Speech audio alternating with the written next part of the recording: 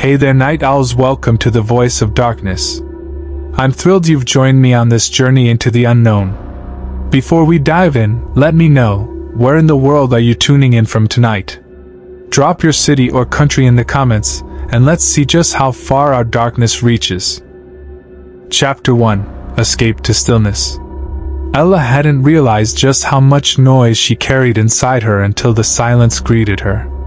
The cottage stood alone at the edge of a narrow country lane, half hidden behind overgrown hedges and a twisting iron gate that let out a screech when she opened it. The air smelled of earth and old wood. No sirens, no conversations bleeding through paper-thin apartment walls, just wind, trees, and distant crows. This was what she had wanted. No, needed. A weekend far from the crowded underground, blinking email notifications, and the endless scroll of a life that rarely let her breathe. Lower Grendel wasn't on the map, not properly. Just a scattering of stone homes, a pub that closed before 10, and locals who looked up with mild curiosity as she passed. But Ella wasn't here for the village. She was here for the stillness.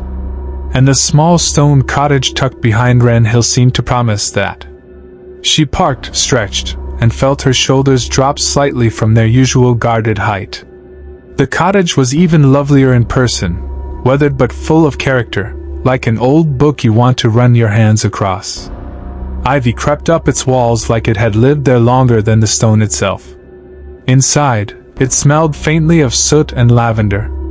Low timber ceilings hugged the space tightly, and a narrow staircase led to a sleeping loft above. The fireplace, though rustic, was inviting. She unpacked slowly, savoring the lack of urgency.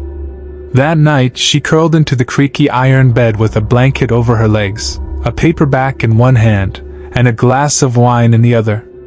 Outside, the wind rustled through the trees like a whisper. Ella let it carry her away, unaware of what the silence was hiding. Chapter 2: The Cottage. There was something undeniably enchanting about the cottage. It was the kind of place that seemed frozen in time. Chipped stone floors, old latch windows with warped glass, and faded wallpaper that had begun to peel at the edges like the skin of an old memory. The living room was small but warm, centered around a soot-streaked fireplace and a worn rug that may have once been red. There were old brass light switches that clicked with a satisfying snap, and every door creaked, as if it had a voice of its own. Ella wandered through the cottage slowly, her fingers trailing across dusty shelves and wooden beams as if reacquainting herself with something almost familiar. In the kitchen, copper pans hung from a low beam, and a narrow window overlooked a tangled garden now lost to the wild. The fridge hummed softly, stocked with the basics she'd picked up in town. Wine, cheese, eggs. Enough for 2 nights, maybe 3. She found the bedroom tucked at the back of the cottage, its iron bed placed squarely beneath a small gabled window that let in the fading gold of dusk. The mattress dipped slightly in the middle, and the headboard bore faint scratches, like someone had once nervously tapped it with their fingers, again and again. Ella lit a few candles despite the working lamps, preferring the flickering calm they gave off. She opened a bottle of red wine and poured herself a glass, her book resting on her lap as the fire crackled to life. Outside, the countryside melted into dark silhouettes, the trees standing still as if listening. A quiet settled that wasn't just peaceful, it was dense. Like the walls had drawn a breath and were now holding it. Ella didn't notice. Not yet. Chapter 3: The First Tap. The fire had burned low, casting amber shadows that danced lazily across the stone walls. Ella was nestled deep into the old armchair, legs curled beneath her, a half-empty glass of wine perched on the side table. Her book rested in her lap, though she hadn't turned a page in several minutes.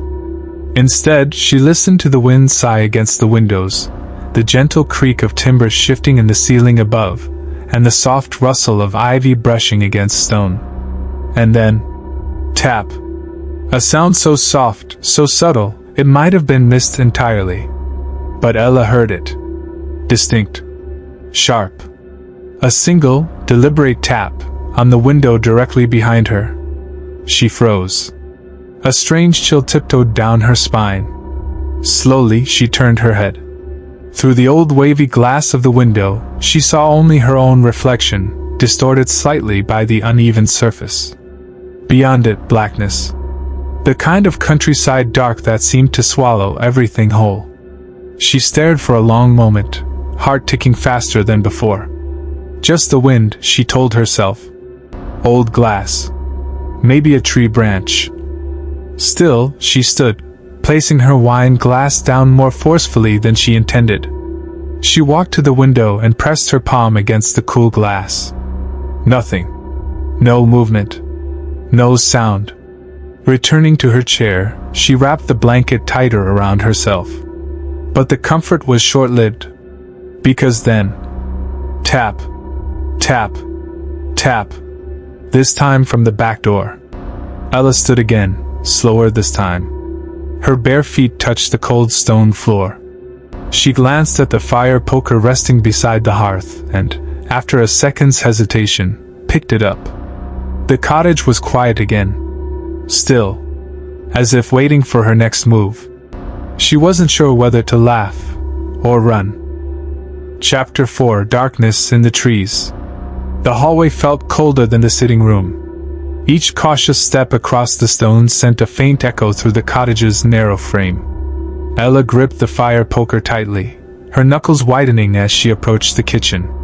The curtain by the back door hung still, unmoved by breeze or breath. She reached for it slowly, her other hand pressed flat against the wall to steady herself. The silence pressed against her ears like water, muffling even her own heartbeat. She lifted a corner of the fabric. Outside, under the faint sheen of moonlight, stood a figure. Barefoot. Motionless. No features visible, just the outline of a person. Neither slumped nor alert. Just watching. The space between them felt impossibly thin, only a pane of glass and a wooden frame separating her from whatever, or whoever, stood beyond. Her mouth went dry. She didn't scream. She couldn't. Her body refused sound, as if crying out would make it real. She blinked once, twice, and the shape remained. Then, without warning, the figure turned. No rush, no panic. It pivoted slowly, deliberately, before stepping into the darkness behind the trees. Gone. As if absorbed by the night itself. Ella remained frozen for several moments, hand trembling slightly as she let the curtain fall back into place. She stepped away from the door, backing into the table behind her with a thud that felt too loud for such a quiet place. Outside, the trees swayed lightly, but she no longer heard the wind. Only her own breath now, quick, shallow, unsure. She returned to the living room, poker still in hand, but the earlier comfort had vanished. The fire was dying, the room colder. Shadows felt thicker. The cottage no longer welcomed her. It was simply waiting. Chapter 5: The Figure. Upstairs, the loft creaked under her steps. The iron bed sat untouched, pillows still arranged, duvet folded neatly. Ella hadn't even considered sleep, not anymore. She closed and latched the bedroom door, as if that flimsy wooden panel offered any real protection. Her phone showed no signal, just a blank bar where connection should be. She stared at the screen until it dimmed, casting the room in a faint blue hue. Then came a sound. Not outside. Not distant. Inside. A soft scrape, like something brushing against wood. Not aggressive, but purposeful. Ella held her breath, ears straining. It came again, closer. She took one step toward the door, stopping as the floor groaned beneath her. Silence. Then, something shifted in the hall beyond. No creak. Just the unmistakable sense of weight moving. Her eyes flicked to the window above the bed. It was far too small to climb through, even if she wanted to. A moment passed. Then, sudden and clear, a whisper. Not words, just breath. Low, steady, coming from the other side of the door. She backed up slowly, gripping the fire poker like a lifeline. Then came a knock. Not loud. Not violent. Just 3 gentle taps. No movement. No footsteps retreating. Ella stood frozen, staring at the doorknob, willing it not to turn. Her mind raced. There were no neighbors. No one who knew she was here. The booking was made online. No personal contact. No one should be here. She didn't sleep. Not even when the knocking stopped. Morning light eventually filtered in, gray and distant. Still, she didn't open the door. Not until the knocking had been gone for hours. Not until the silence became unbearable. And when she did, no one was there. But the back door was open. Wide. Chapter 6. Sleepless Silence. Ella stood at the threshold of the bedroom, staring down the staircase. Light had crept in from the loft window, dull and gray, casting long shadows along the walls. Her limbs felt stiff, her head fogged from hours of motionless alertness. She hadn't slept. Not even a blink. The fire had burned out hours ago, the room chilled to the bone. Still gripping the fire poker, she stepped lightly down the stairs, each footfall accompanied by the faint groan of aging timber. The living room was empty. Everything appeared exactly as she'd left it, except the back door. It stood ajar, crooked on its hinges, as if nudged open by something that hadn't fully committed to entering. Morning air drifted in, damp, earthy, and cold. She approached cautiously, every nerve stretched tight. Beyond the doorway, the garden looked different in daylight. No longer mysterious, just overgrown and neglected. The trees no longer loomed. They stood quietly, indifferent. But Ella felt no comfort in the daylight. Only a deeper unease. The figure she had seen hadn't been a nightmare. The knocking had been real.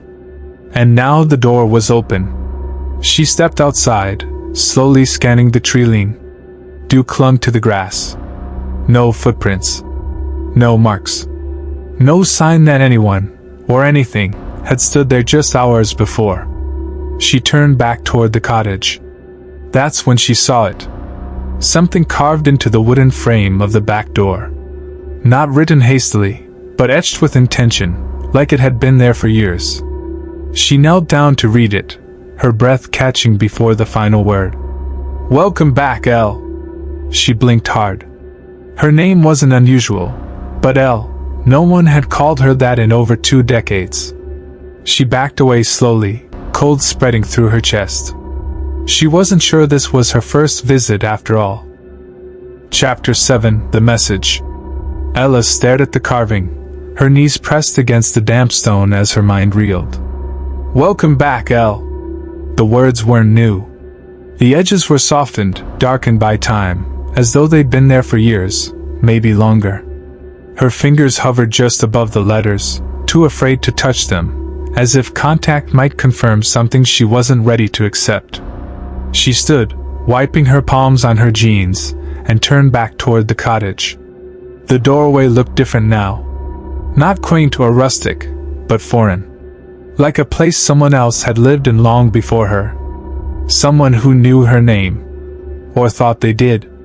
Inside, she moved quickly, gathering her things with shaking hands.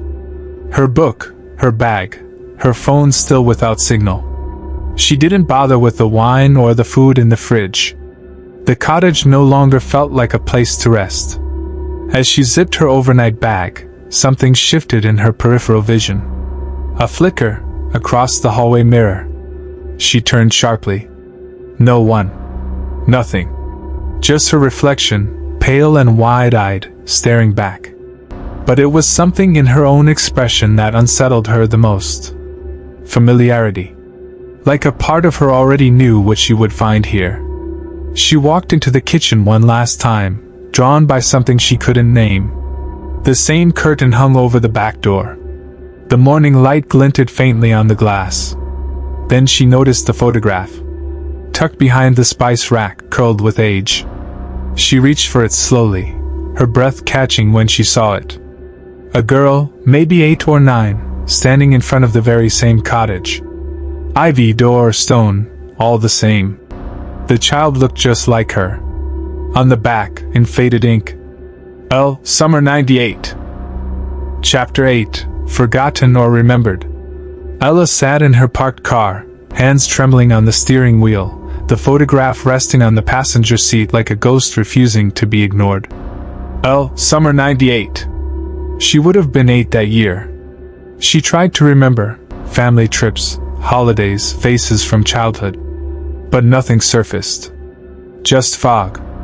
She couldn't recall ever visiting the Cotswolds, let alone this specific cottage. Yet the photo was real. Tangible. The girl in it was her. Same dark eyes, same uneven fringe her mother used to cut. And the carving in the door. Welcome back. Not welcome. Not hello. Back. The word clawed at something buried deep. She looked up at the cottage one last time. It sat in stillness, calm and watching, like a beast pretending to sleep. The breeze stirred the ivy gently, like fingers brushing across stone. Her phone buzzed briefly. One bar of signal. She seized the chance and called her mother. It rang, then clicked. Her mother's voice crackled through, breathless with surprise. Ella? Sweetheart, where have you been? I've been calling for 2 days. Ella stared ahead. Mom, did we ever come to a cottage when I was little? Somewhere called Wren Hill? A long pause. Then her mother whispered, Ella, you weren't supposed to remember that. The line went dead. Her reflection in the rearview mirror no longer looked shocked. It looked distant. Calm. Like it had accepted something she hadn't. Suddenly unsure why she'd packed at all, she glanced back at the cottage. The front door now stood slightly open, as if inviting her in, or welcoming her home. She never remembered turning off the car. She never remembered stepping out. But as the wind picked up and the door creaked wider, Ella walked back inside. And this time, she didn't look back.